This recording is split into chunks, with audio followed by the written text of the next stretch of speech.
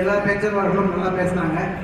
ஆனால் நேரமின்மை காரணமாக இந்த நிறைவுரையும் சற்று இவர்கள் பேசுவதை எல்லாம் இங்கு அதை எடுத்து சொல்வதற்கு நேரமில்லை. சற்று விரைவாக முடித்துக் கொள்ளலாம் என்று இருக்கிறேன். இந்த பட்டிமன்றம் உண்மையில் பாடல் பற்றிய ஒரு பட்டிமன்றம் அல்ல, தலைமுறை பற்றிய ஒரு பட்டிமன்றம். சென்ற தலைமுறையா இந்த தலைமுறையா என்று கேட்கும் ஒரு பட்டிமன்றம். இதில் நாம் பார்க்க வேண்டியது பழைய பாடலா புது பாடலா, இல்லை தமிழ் இசை 80களுக்கு முன்பா 80களுக்கு பின்பா என்பதில்லை. நாம் எந்த அளவிற்கு புதுமையை வரவேற்கிறோம் என்ற ஒரு விஷயத்தை தான் நாம் இங்கு பார்க்க வேண்டும். புதுமையை வரவேற்கலாம், இல்லை என்று சொல்ல முடியாது. ஆனால் தலைமுறை முற்றிலுமாக இப்பொழுது மாறிவிட்டது. நான் கொஞ்ச நாள் முன்னாடி ஒரு கம்பெனியில வேலை பார்த்துட்டு என்னோட ஒரு பாகிஸ்தான் நண்பர் ஒருத்தர் வேலை பார்த்தார். அவரும் நானும் ஒரு இடத்துக்கு போயிட்டு இருக்கோம், கிட்டத்தட்ட ஒரு 7 வருஷத்துக்கு முன்பு. அப்பதான் அந்த அன்னியன் படம் வந்தது. நாங்க அந்த கேசட்ல போட்டு கேட்டுட்டே போறோம். ரெண்டக்கா ரெண்டக்கா ரெண்டக்கா ரெண்டக்கா பாட்டு முழுசு ரெண்டக்கா வந்துட்டு இவர் பாட்டு கேட்டுட்டு இப்படியே உட்காந்துட்டே இருந்தாரு. கொஞ்ச நேரம் கழிச்சு கேட்கிறாரு, अरे क्या यार, ये में कुछ रेंटकार में बात कर रहा है क्या? रेंटकार के बारे में वो उसका लड़की का रेंटकार नहीं मिला है क्या? என்ன மொழி என்றே தெரியவில்லை. இது பாத்தீங்கன்னா என்னுடைய மலையாள நண்பர் அன்னைக்கு ஒரு நாள் கேட்டாரு, എന്താ നിങ്ങളുടെ നാട്ടിലെ ഏതെങ്കിലും പുതു കക്ഷി വന്നോ? ഏത് കക്ഷി കേട്ടാ? തിക ഉണ്ട്, തിമുക ഉണ്ട്, അതിമുക ഉണ്ട്, മതിമുക തേമുതിക നാക്കമുക. நாக்குமுக்கான என்னன்னு தெரியல. பாவம் அவர் மிரண்டு கேட்கிறார். இவன் பார்த்தா மாடு சட்டா பொண்ணு சட்டா அதோட கட்டியா நாக்கமுக்கான்னு போறோம். இவர் நாக்கமுக்கான புது கட்சின்னு நினைச்சுக்கிட்டாரு. அதுக்கப்புறம் பாத்தீங்கன்னா திடீர்னு மகாயாரா மகாயாரா காயாவா உவா, இதுக்கெல்லாம் என்ன அர்த்தம்னு யாருக்குமே தெரியல. இப்ப லேட்டஸ்டா அன்னைக்கு பார்த்தா ஃபை ஃபை ஃபை கலாச்சி ஃபை, கருப்பாக நீ இருந்தா கலாச்சி ஃபையா, நெஞ்சோட நெஞ்சு வச்சு பொட்டி ஃபை. என்ன பாட்டு, என்ன பண்றான்னு தெரியல. என்ன பாரம்பரியத்தில் நாம் வந்தோம். காற்று வெளியிடை கண்ணம்மா என்ற காதலை எண்ணி கழிக்கின்றேன். அவன் ஊற்றலை ஒத்த இதழ்களும் ஊறி தடுப்பும் விழிகளும் என்னை வேற்று நினைவின்றி கேட்டியே இங்கு ஒரு விண்ணவனாக புரியுதே. எப்படிப்பட்ட பாடல்! தீர்த்த கரையிலே தெற்கு மூலையில் செண்பக தோட்டத்திலே காத்திருந்தால் வருவேன் வெண்ணிலாவிலே வாங்கியோடு என்று சொன்னாய். வார்த்தை தவறிவிட்டாய் அடி கண்ணமா, மாறு துடிக்குதடி, மேனி கொதிக்குதடி, தலை சுற்றியே வேதனை செய்குதடி, மேனி இடத்தை எல்லாம் இந்த வெண்ணிலா வந்து தழுவது பார், மோனத்திருக்குதடி இந்த வையகம் மூழ்கி துயிரினே. எப்படிப்பட்ட பாரம்பரியத்தில் நாம் வந்திருக்கிறோம். பாரதியார், பாரதிதாசன், கண்ணதாசன், எத்தனை கவிஞர்கள் எப்படியெல்லாம் என்ன மாதிரி அழகான பாடல்கள் எல்லாம், எப்படி கேட்க கேட்க இனிக்கும் பாடல்கள் எல்லாம் வந்த இடத்தில் இப்படிப்பட்ட பாடல்கள் வருகிறதே என்று மனதை நமக்கு வலிக்கத்தான் செய்கிறது நண்பர்களே. ஆனாலும் ஒரு விஷயத்தை நாம் மறந்துவிடக் கூடாது. நம் பிள்ளைகள் தவறு செய்வார்கள், ஆனாலும் நம் பிள்ளைகள் நம்மை விட அதிகம் சாதிப்பார்கள் என்ற நம்பிக்கை இருக்க வேண்டும். தலைமுறை வளர்ச்சி. நான் ஒன்றே ஒன்று சொல்லிக் கொள்கிறேன். பொன்னியின் செல்வன் எத்தனை வருடங்களாக நாம் படித்துக் கொண்டிருக்கிறோம். இந்த காலத்துல பொன்னியின் செல்வன் மாதிரி ஒரு கதை எழுத முடியாது. ஏன் எழுத முடியாது தெரியுமா? அது சிறந்த படைப்பு என்பதில் எந்தவித மாற்று கருத்தும் கிடையாது. ஆனால் ஒரே ஒரு விஷயம், அன்னைக்கு வந்தியத்தேவனுடைய மெயினான வேலை என்ன தெரியுமா? ஒரு இடத்துல இன்னொரு இடத்துக்கு தகவல் கொண்டு செல்வது மட்டும்தான். மொபைல் இருக்கிறோம், இப்ப செல்லுலார் மொபைல் பேஸ்புக்ல இருக்கிற காலத்துல வந்தியத்தேவனுக்கு இடமே இல்லை. அதுபோல இப்பொழுது உள்ள பாடல்களில் காலத்துக்கு தகுந்த மாற்றம் தான் வந்து கொண்டிருக்கிறது என்பவர்கள். இன்னொரு விஷயம், நாமெல்லாம் ஒன்று சொல்லுவோம், இப்படியெல்லாம் இருக்க இதுன்னு சொன்னாலும் கூட நம்ம அந்த 70களின் நடுவில் கொஞ்சம் நாம் யோசித்து பார்க்க வேண்டும். 70ஸ்க்கு நடுவில் ஒரு குறிப்பிட்ட காலகட்டத்தில் நம் தமிழகமே பாடல்களை எல்லாம் மறந்துவிட்டது. இந்த தமிழ் பாடலாம் வந்துட்டு ஹிந்தி பாடல் கிட்ட போச்சு. இந்த பாட்டெல்லாம் உட்காந்து கேட்டுட்டு இருந்தாங்க. அந்த நேரத்தில் ஒரு குரல் ஒலித்தது,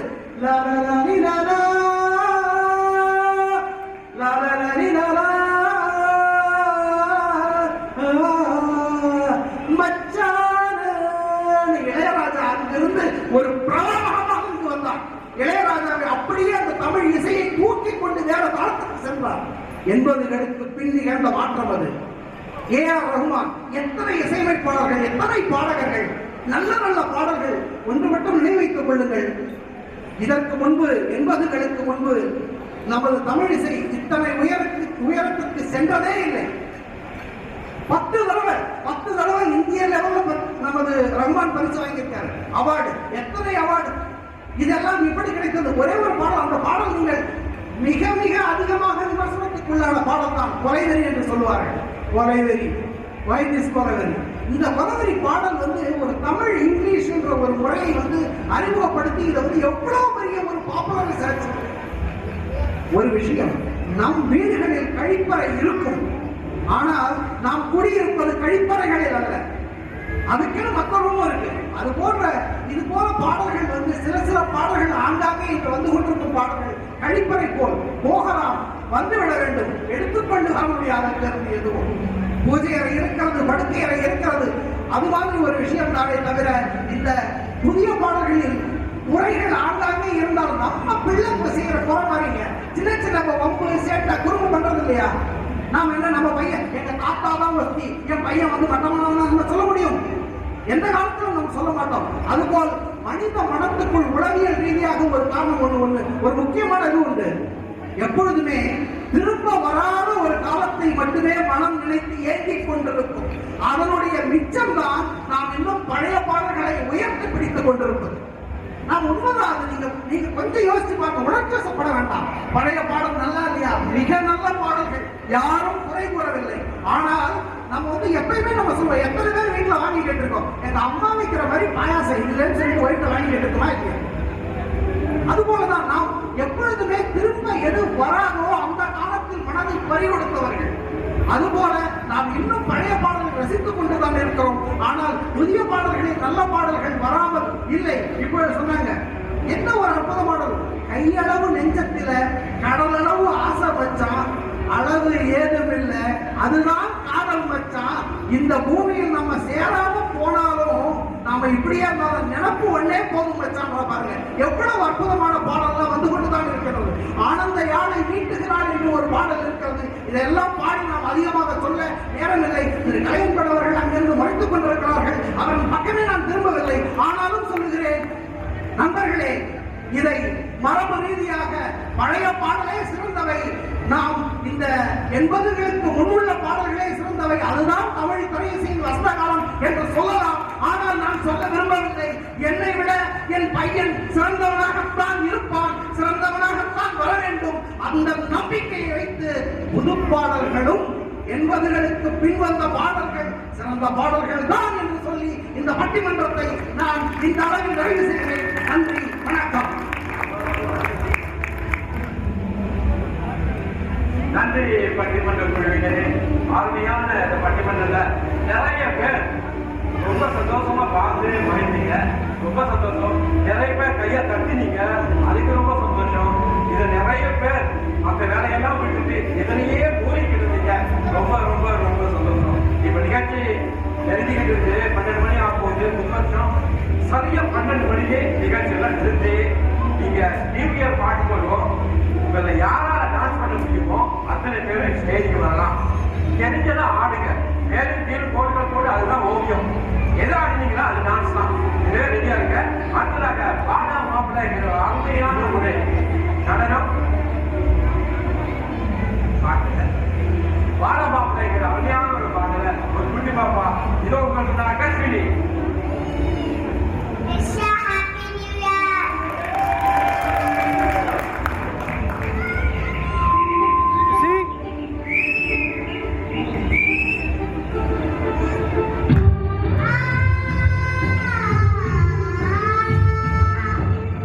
Ah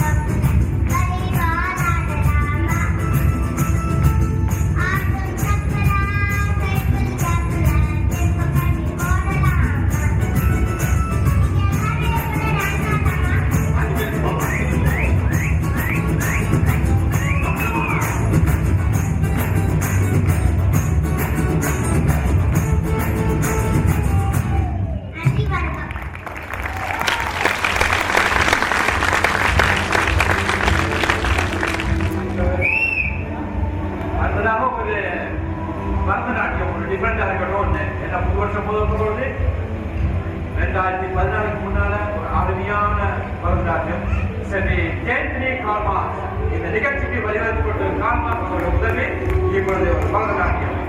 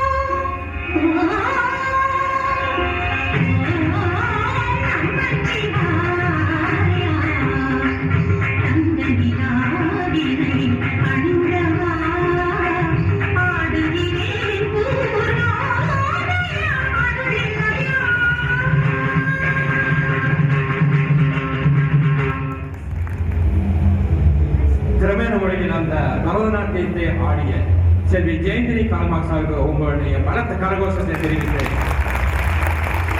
அந்த பரதநாட்டியத்துக்கே உயிர் கொடுத்த மாதிரி அவங்க ஆடிய வண்ணத்தில் தன்னையே மயங்க வைத்த நிலையில் இவ்வளவு அகோரமாக ஆடிய அந்த அன்பு சகோதரிக்காக மீண்டும் உங்களுடைய பலத்த கரகோஷங்களை தெரியும். நன்றி. இப்போ நேரம் நெருங்கி கொண்டு போகுது. சரியா 12 மணிக்கு நியூ இயர் சாங் இங்க நாங்க கொடுக்கிறோம். அதே நேரத்துல உங்களை ஆட தெரிஞ்சவங்க அத்தனை பேரும் மேடைக்கு வந்து அந்த ஒரே ஒரு பாட்டுக்கு எல்லாரும் சேர்ந்து ஆடலாம். நீங்க எல்லாருமே இன்பமாக இந்த புது வருஷத்தை கொண்டாடக்கூடிய நேரம் நெருங்கிட்டு இருக்குது. Come to the stage. Happy New Year!